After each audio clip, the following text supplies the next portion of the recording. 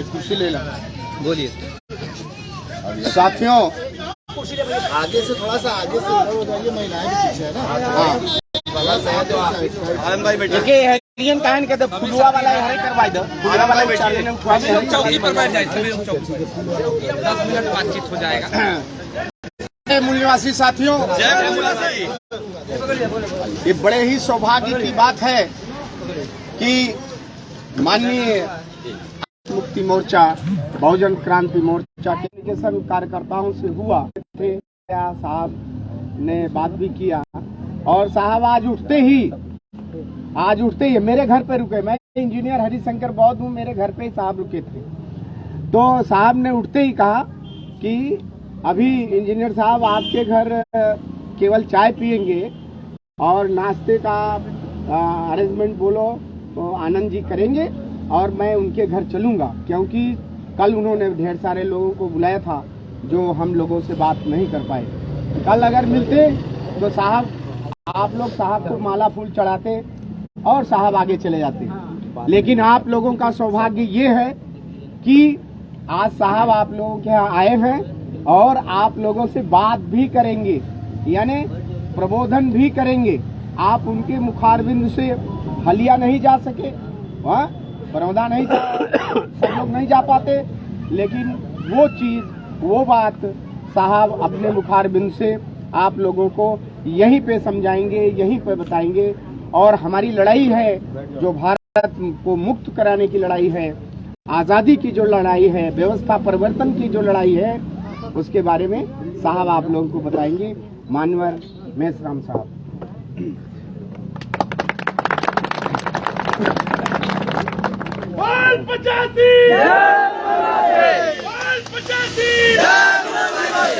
साथियों, ये जो परिवर्तन यात्रा अभी चल रही है, ये परिवर्तन यात्रा ईवीएम भंडाफोड़ परिवर्तन यात्रा है। आप लोगों को याद है कि 2004 के बैलेट पेपर पर आप लोगों को डालते थे, तो अब वो बैलेट पेपर खत्म हो गया है और ईवीएम मशीन आ गया। तो ईवीएम मशीन पर वोट होता है आजकल। 2004 में जब ईवीएम मशीन आई, आप लोगों ने वोट डाल, दिखाई नहीं देता था वोट आपका किसके नाम पर जमा हुआ। तो ईवीएम मशीन वोटों की चोरी करने वाली मशीन। आप जिसको चुनना चाहते हैं, इलेक्ट्रॉनिक का कोई भी जो मशीन है, उसके बारे में सारे दुनिया के लोग कहते हैं कि उसका डाटा ट्रांसफरेबल होता है। ये जो आप लोगों का मोबाइल है, ये भी इलेक्ट्रॉनिक है। इस पर आपने अगर किसी के नाम पर मैसेज टाइप किया तो बगैर किसी वायर के, बगैर किसी करंट के वो दूसरे के नाम पर जाता है, दूसरे के नाम पर जमा हो जाता है। एक मोबाइल का डाटा दूसरे मोबाइल के डाटे में ट्रांसफर किया जा सकता है। तो ईवीएम मशीन भी इलेक्ट्रॉनिक मशीन है, उसका डाटा भी दूसरे के नाम पर ट्रांसफर किया जाता है। ये वो मशीन है, पीछा छोड़ता नहीं है, वो अभी भी है। वो अंग्रेजों से ज्यादा खतरनाक है, मरने के बाद भी पीछा नहीं छोड़ता। दक्षिणा उसका लगा ही होता है। अंग्रेज मरने के बाद छोड़ देता था, अरे दुश्मनी खत्म हो गया। मगर ब्राह्मण जो है, ये मरने के बाद भी पीछा छोड़ता नहीं है, ना दक्षिणा तो लगेगा ही। गरीब से गरीब आदमी को दक्षिणा देना पड़ता है। वो अंग्रेज से ज्यादा विदेशी ब्राह्मण है और वो जो है वो डिसाइड कर रहा है, निर्धारित कर रहा है कि ईवीएम मशीन में जो भी वोट जाएगा वो या तो कांग्रेस के हिस्से में जाना चाहिए या तो बीजेपी के हिस्से में जाना चाहिए। कांग्रेस की स्थापना ब्राह्मणों ने की। चटर्जी, मुखर्जी, बनर्जी, गोखले, तिलक, आगरकर नाम के ब्राह्मणों ने की कांग्रेस की स्थापना 1850 और भारतीय जनता पार्टी की स्थापना आरएसएस के ब्राह्मणों ने की। उसका पहला राष्ट्रीय अध्यक्ष पंडित अटल बिहारी वाजपेयी। इस तरह से ईवीएम मशीन उन लोगों ने लाया कि वोट आप लोगों के ज्यादा है। सरकार भी लोकतंत्र के अनुसार बाबा साहब आम्बेडकर ने जो संविधान लिखा उसमें लिखा हुआ है जिसकी ज्यादा संख्या है सरकार उसकी होनी चाहिए, मगर वोटों की चोरी करने वाली मशीन लगाने की वजह से ज्यादा संख्या वालों की सरकार नहीं बनती है और जो 3.5% ब्राह्मण है उसकी सरकार बनने की। हम 85% लोग हैं, हमारी सरकार नहीं। क्यों? ये ईवीएम मशीन वोटों की चोरी करने का काम करती है। 8 अक्टूबर 2013 को ये फैसला सुप्रीम कोर्ट ने दिया। ये मैं नहीं कह रहा हूं कि ईवीएम मशीन वोटों की चोरी करती है, ये मैं नहीं कह रहा हूं, ये सुप्रीम कोर्ट कह रहा है। आप में से कुछ लोगों को पता नहीं सुप्रीम कोर्ट के बारे में जानकारी है कि नहीं, सुप्रीम कोर्ट क्या है। सबसे बड़ी अदालत सुप्रीम कोर्ट, उसने ये निर्णय दिया कि EVM machine free, fair and transparent चुनाव नहीं कर सकती। इसका मतलब है ईवीएम मशीन भ्रष्टाचार मुक्त चुनाव नहीं कर सकती, निष्पक्ष चुनाव नहीं कर सकती, पारदर्शी चुनाव नहीं कर सकती। यानी जब आप वोट डालते हो तो दिखाई नहीं देता तो पारदर्शी नहीं है। तो इसलिए 2004 में घोटाला हुआ, कांग्रेस ने सरकार बनाई। 2009 में घोटाला हुआ, कांग्रेस ने सरकार बनाई।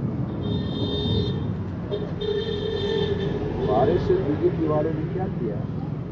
हम कैसे कर रहे थे? सारा सबूत इकट्ठा कर लिया, इकट्ठा करके सुप्रीम कोर्ट गए। सारे सबूतों का जांच पड़ताल करने के बाद सुप्रीम कोर्ट ने कहा कि ये मशीन से फ्री, फेयर, ट्रांसपेरेंट चुनाव नहीं हो सकता, अर्थात इससे घोटाला होता है। भारत के सुप्रीम कोर्ट ने ईवीएम मशीन से घोटाला होता है ये कहने के पहले यूरोप में जर्मन के सुप्रीम कोर्ट ने कहा कि ये मशीन असंवैधानिक है, इसे के द्वारा चुनाव नहीं होना चाहिए। मगर भारत के सुप्रीम कोर्ट ने इसे असंवैधानिक घोषित करने के बजाय ये कहा कि ईवीएम जो घोटाला करती है तो एक और मशीन लगाओ भाई, घोटाला पकड़ ले। ये तो घोटाला करने वाली है तो हम लगा देते घोटाला पकड़ने वाली मशीन। तो सुप्रीम कोर्ट ने क्या किया, एक और मशीन लगा दिया घोटाला पकड़ने वाली, उसका नाम है पेपर ट्रेल। तो जब आप पहले वोट डालते थे ईवीएम में 2004 में 9 में तो आंखों से दिखाई नहीं देता। 2014 में जब मशीन आई पेपर ट्रेल, जब आपने बटन दबाना शुरू कर दिया फिर दिखना शुरू हुआ। आपने पंजे को दबाया, फूल को बताया, साइकिल को दबाया, हाथी को दबाया तो दिखना शुरू हो गया। दिखने के बाद में ईवीएम मशीन का चोरी जारी ही है। तो अब क्या हुआ, एक आदमी का वोट है, 2 जगह रिकॉर्ड है। एक रिकॉर्ड इलेक्ट्रॉनिक मशीन में है, एक रिकॉर्ड पेपर ट्रेल मशीन में। तो इलेक्ट्रॉनिक रिकॉर्ड में इलेक्ट्रॉनिक रिकॉर्ड है, इलेक्ट्रॉनिक मशीन में।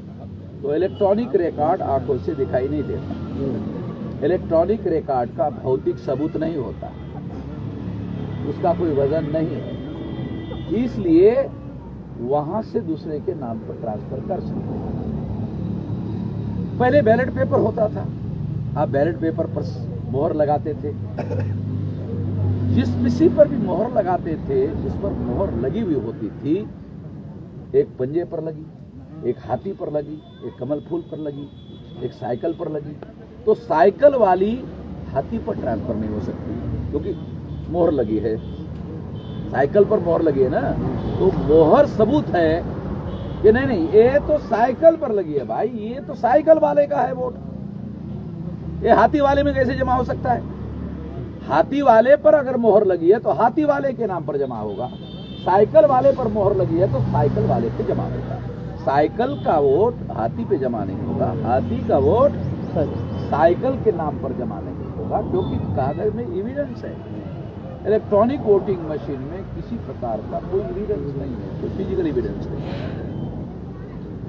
तो पेपर ट्रेल मशीन में अब वोट डालने के बाद क्या होता है, कागज का टुकड़ा बाहर आता है, 7 सेकंड तक दिखाई देता है, फिर कट कर बैलेट बॉक्स में गिर जाता है। चुनाव होता है, राम नारायण चुनाव लड़ रहे हैं, राम नारायण चुनाव लड़ रहे हैं, ईवीएम मशीन ने उसको हरा राम नारायण। तो राम नारायण को जब हरवा दिया तो राम नारायण नहीं, हम हारे हुए नहीं है भाई, तो जीते हुए हैं। ये जो पेपर ट्रेल मशीन में जो कागज का टुकड़ा गिरा हुआ है उसकी गिनती कराओ। तो सुप्रीम कोर्ट का आदेश है, उसकी गिनती करनी पड़ेगी कागज के टुकड़े की। फिर कागज के टुकड़े की गिनती हुई, कागज के टुकड़े की गिनती होती ही राम नारायण जीत गए। जो ईवीएम मशीन ने हरवा दिया था वो कागज के टुकड़े ने जितवा दिया। क्यों? क्योंकि ईवीएम में इधर का उधर, उधर का इधर कर सकते हैं, कागज में इधर का उधर नहीं कर सकते हैं। इसलिए पेपर ट्रेल मशीन में हारा हुआ आदमी जीत सकता है। ये सारा घोटाला चल रहा है, 2004 में चला, 2009 में चला, 2014 में भी चला, 2019 में चलने के पहले हम सुप्रीम कोर्ट में गए। सुप्रीम कोर्ट ने हमें ऑर्डर दिया कि 100% पेपर ट्रेल मशीन यानी घोटाला पकड़ने वाली मशीन लगाई जाएगी। नरेंद्र मोदी को डर लगा कि सलाम अहमद मेश्राम ने टांग अड़ा दिया है, अभी हम चुनाव नहीं जीत पाएंगे। नरेंद्र मोदी ने कांग्रेस वालों से संपर्क किया कि कांग्रेस और बीजेपी और कांग्रेस ये कौन है? ये चचेरे मौसेरे भाई भाई है। ये देहाती लोगों को जल्दी समझना है। चचेरे मौसेरे ये भाई भाई है। पंडित राम प्रसाद जोशी, राम नारायण तिवारी जोशी कहना है। हम लोगों को अभी इतने साल 2000 साल गधा बना रहे हैं। ये तो बाबा साहब अम्बेडकर ने हमारे पास अधिकार दे दिया कि नहीं अब नहीं गधा बनाओ, अब हम जिसको चाहेंगे उसको विधायक बनाएंगे, जिसको चाहेंगे मुख्यमंत्री बनाएंगे, प्रधानमंत्री बनाएंगे। अब अधिकार आप लोगों के पास आ गया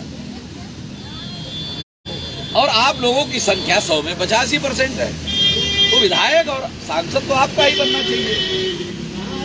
जब उन्होंने देखा कि ऐसा साल तो इनका ही बनेगा, इसलिए ईवीएम मशीन हमारी वोटों की चोरी करने के लिए लाई गई।